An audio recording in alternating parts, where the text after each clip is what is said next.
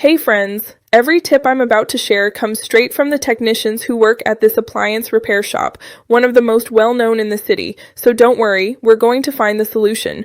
When a customer comes in with their ooze pen blinking green, the first thing we explain is that this usually points to a power or connection issue.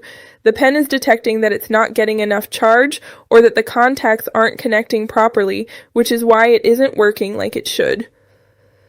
Several customers have told us things like, "I put it on the charger, but it's still blinking green and won't turn on." This gives us a clue that it's not a serious device failure. It's more about how the pen is receiving power and how the battery is connected.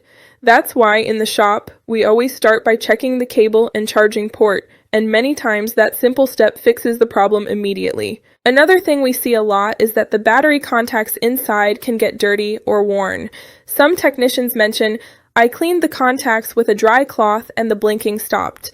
When that happens, the pen powers on normally and the green blinking disappears.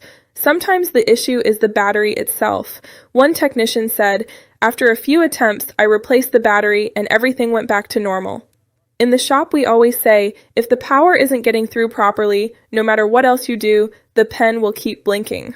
On the other hand, some customers notice that the green blinking is intermittent. One day it works perfectly, and the next it starts blinking again. This usually indicates a loose contact, dirt, or a battery that's starting to lose capacity, and with cleaning or replacement it can be solved easily.